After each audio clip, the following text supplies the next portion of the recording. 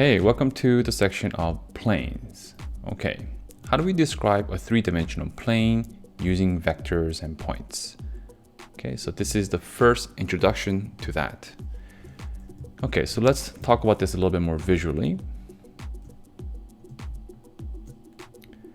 Y, X, and Z axis, right?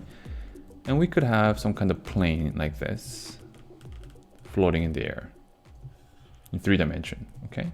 Maybe it passes through that Z axis like that. So hopefully you can see. This is the plane. So could we come up with some kind of a description to describe any points on this plane? That's the question. Okay, so of course this is 0, 0, 0. Step one is to identify a single point on the plane. So any point, let's call that point P0. So X0, Y0, Z0, okay? So we can use a position vector to get up to that point. Okay, so it's P0. Okay, now we're on the plane. So our vector equation of the line, we're on the plane with P0.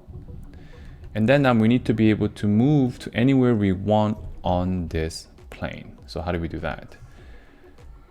Okay, so for that, we actually need not just one vector, because if you use one vector, you can only move along this vector.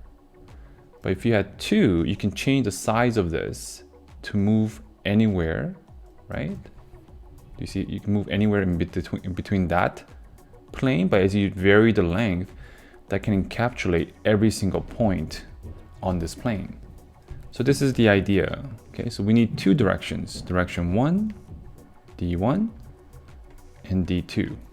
So D1 and D2, and we need to multiply this one by S and this one by T to vary, right, these vectors to either this, longer, shorter, or even going the other direction. So the question is, does it have to be some specific direction vectors, or can it be any, like, can it be like even like these two, this one and this one, maybe this one and this one, doesn't matter.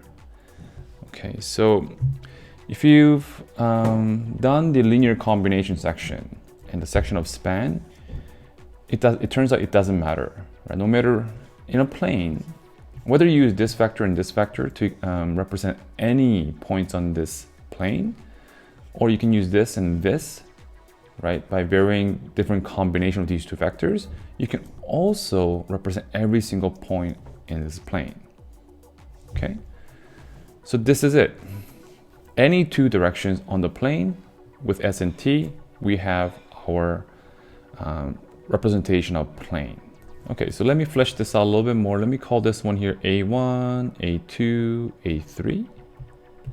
Let me call this one here B1, B2, B3.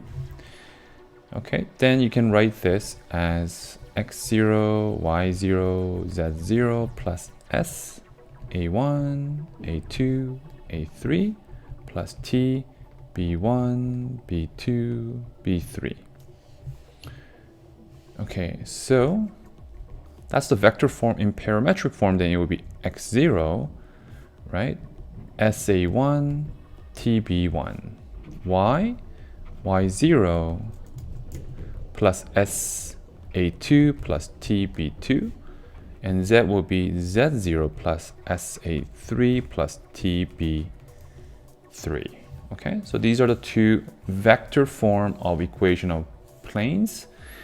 Yeah, right now there's so many letters here, it still might sound a little bit confusing. So in the next video, let's do an example using this formula. Make a note of this, okay? This should be on the top of your notes. All right, I'll see you there.